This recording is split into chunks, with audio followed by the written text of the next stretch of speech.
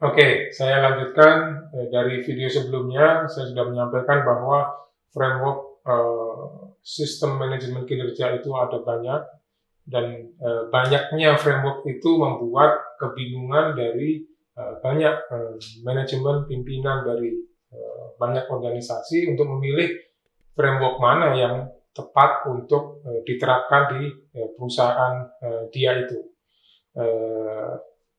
Pilihannya kan ada beberapa ya, ada si manajemen atau pimpinan dari organisasi itu bisa menggunakan salah satu atau menggunakan beberapa sekaligus karena bingung, pilih ambil semua. Ada yang nawarin balance scorecard, ambil, ada yang nawarin Six Sigma, ambil, ada yang nawarin TQM, ambil gitu ya, untuk mengelola mungkin area-area yang berbeda gitu. Atau malah karena bingung nggak menerapkan sama sekali.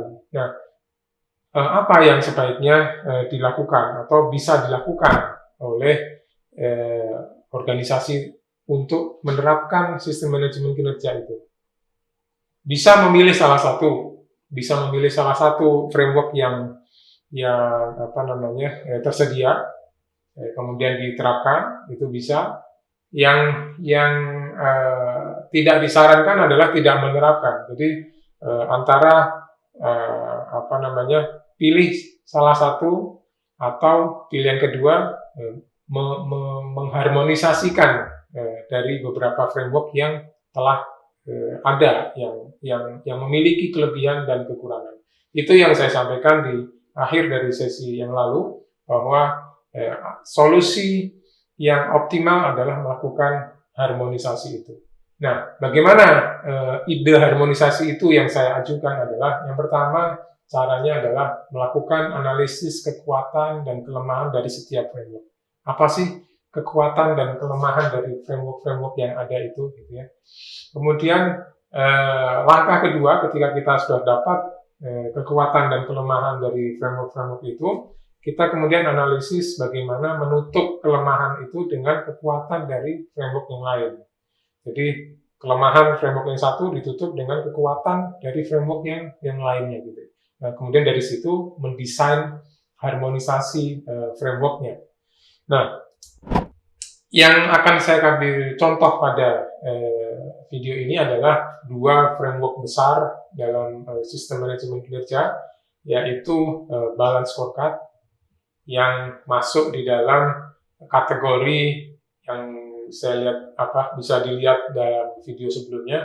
Balance scorecard ini masuk di dalam kategori framework multi perspektif alignment focus yang akan kita coba harmonisasikan dengan framework pada kategori yang lain, proses oriented. Pada video yang lalu saya sudah jelaskan apa bedanya proses oriented dengan yang multi perspektif. Nah, ini kita coba harmonisasikan. Bagaimana kira-kira hasil atau proses mengharmonisasikan itu? Cara mengharmonisasikan itu seperti apa? Yang pertama tadi saya sampaikan bahwa analisis kekuatan dan kekurangan dari setiap framework. Balance scorecard itu kekuatan utamanya adalah, yang pertama adalah pada metode dia dalam penyelarasan strategi dengan aksinya. Jadi bagaimana melakukan alignment antara strategi dengan action melalui strategi map itu, tools yang disediakan pada framework balance scorecard ini. Kemudian kelebihan kedua adalah perspektifnya lebih lengkap. Kalau Six Sigma itu fokus pada proses, ini perspektifnya lebih lengkap. Jadi dia punya perspektif, 4 perspektif finansial, perspektif customer, perspektif internal proses, dan perspektif learning and growth. Jadi kelebihan kedua adalah perspektifnya lebih lengkap. Kemudian yang ketiga adalah pengendalian kinerjanya lebih mudah, karena balance scorecard ini punya media yang namanya scorecard itu, sehingga mudah untuk melakukan pengendalian kinerjanya. Sekarang Six Sigma, apa kelebihannya, apa kekuatannya? Six Sigma ini punya kekuatan bahwa framework ini fokus pada apa yang penting bagi pelanggan. Jadi benar-benar dia fokus menganalisa apa yang yang penting bagi pelanggan, baik pelanggan internal maupun pelanggan eksternal. Dia benar-benar kira-kira yang diharapkan oleh pelanggan dia itu apa. Itu fokus pada area-area itu. Kemudian kekuatan yang kedua adalah memperhatikan peluang terjadinya variasi pada proses.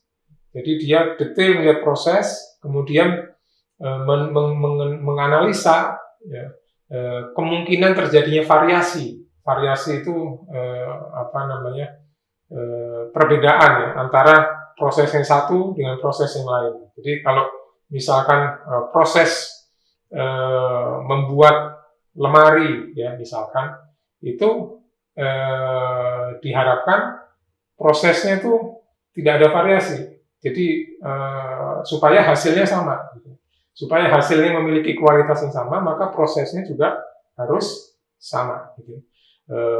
Sigma itu sendiri kan sebuah simbol dalam statistik itu standar deviasi, ya. Sehingga sangat di dalam framework Six Sigma ini sangat memperhatikan itu, bagaimana memastikan peluang terjadinya variasi pada setiap proses itu sekecil mungkin. Di dalam Six Sigma itu disebutkan bahwa dalam 1 juta opportunity, dalam 1 juta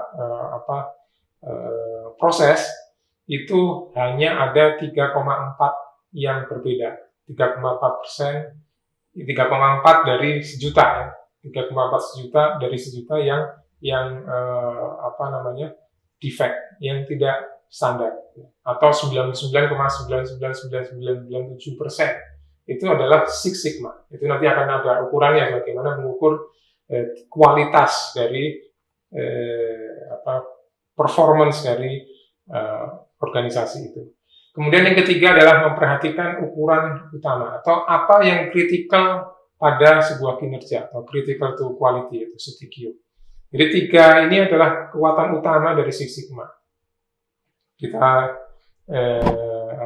lanjut, kita analisis weakness-nya atau mungkin lebih tepat pitfall-nya, jebakan-jebakan yang sering terjadi ketika seseorang atau sebuah organisasi menerapkan Six Sigma. Yang pertama adalah Six Sigma ini tidak melihat dari perspektif yang komprehensif, karena fokusnya pada perspektif proses dan pelanggan.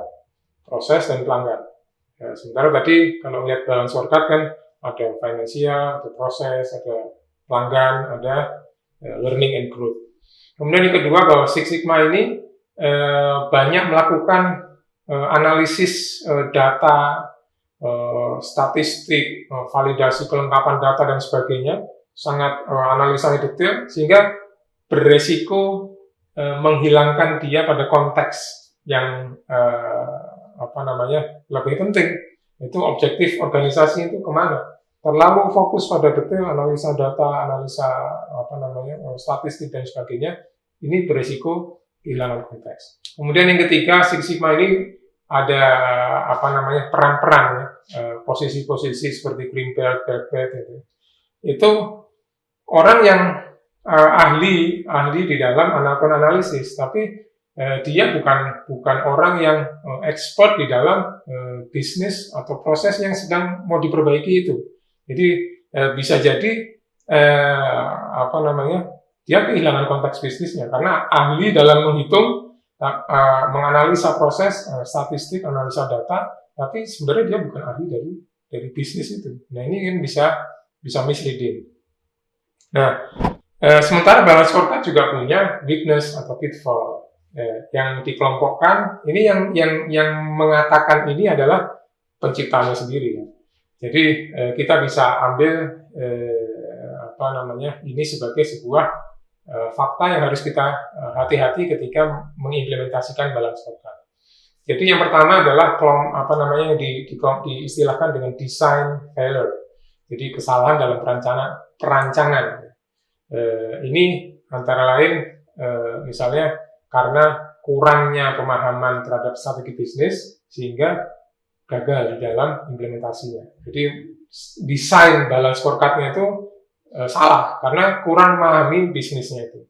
Kemudian yang kedua, bisa jadi bisnisnya, pemahaman bisnisnya benar, tapi pendefinisian ukuran kinerjanya salah. Jadi sehingga seringkali ya ukuran kinerja yang salah, yang diukur salah, ya hasil dari pengukurannya juga salah. Kemudian yang ketiga adalah kesulitan dalam mendefinisikan hubungan antara objektif dengan objektif strategis dan ukurannya, terutama antara perspektif finansial dengan yang non finansial. Jadi bagaimana misalnya menghubungkan antara profit growth dengan customer satisfaction misalnya, atau dengan proses bisnis, atau dengan learning and growth. Nah ini seringkali kesalahan atau jebakan-jebakan yang dihadapi sebuah organisasi ketika menerapkan balance scorecard dari sisi desainnya.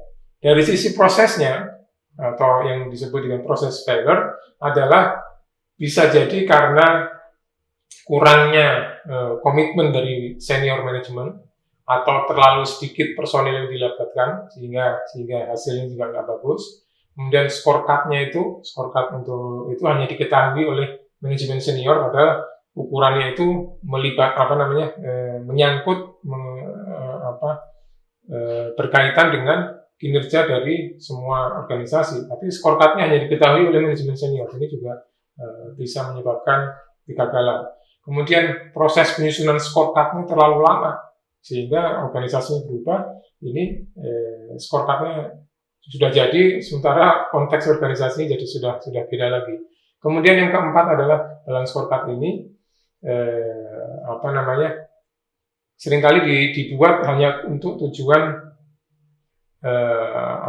kompensasi, untuk remunerasi. Nah, prinsip-prinsip harmonisasi yang saya ajukan di sini adalah bahwa bagaimana balance scorecard dengan Six Sigma ini bisa diharmonisasikan adalah kerangka, menurut saya yang pertama adalah kerangka kerja yang baru. Hasil harmonisasi ini harus mengekspos kekuatan strategic alignment dari balance scorecard dan kontrolnya menggunakan scorecard itu. Kemudian yang kedua, kerangka kerja hasil harmonisasi itu perlu mengekspos kekuatan perspektif dari balance scorecard yang lengkap itu, ada 4 perspektif itu. Kemudian yang ketiga, kerangka kerja baru hasil harmonisasi itu harus mengekspos kekuatan Six Sigma yang terutama dalam hal pendefinisian pengukuran kinerja dan analisis untuk meningkatkan kinerjanya. Karena Six Sigma itu punya set analisis yang cukup bagus untuk melakukan analisa kinerja. Kemudian yang keempat adalah menggunakan fokus pada pelanggan itu dari Six Sigma kita ambil. Dan yang kelima adalah bagaimana pengendalian manajemen kinerja itu menggunakan scorecard untuk kemudahan kinerjanya. Nah, jadi balance scorecard yang diperkuat dengan Six Sigma ini, terutama pada perspektif pelanggan dan proses internalnya, maka jadi framework baru hasil harmonisasi antara balance scorecard dan Six Sigma. Jadi hasil harmonisasinya itu adalah balance scorecard, tapi perspektif customer dan perspektif internal prosesnya ini mengadopsi Six Sigma. Kan jadi framework yang baru yang pastinya akan lebih powerful. Sehingga proses harmonisasi ini itu akan menghasilkan framework baru yang dari framework yang sudah ada dan hopefully menjadi komplementer dan meningkatkan value dari keduanya, sehingga menjadi framework yang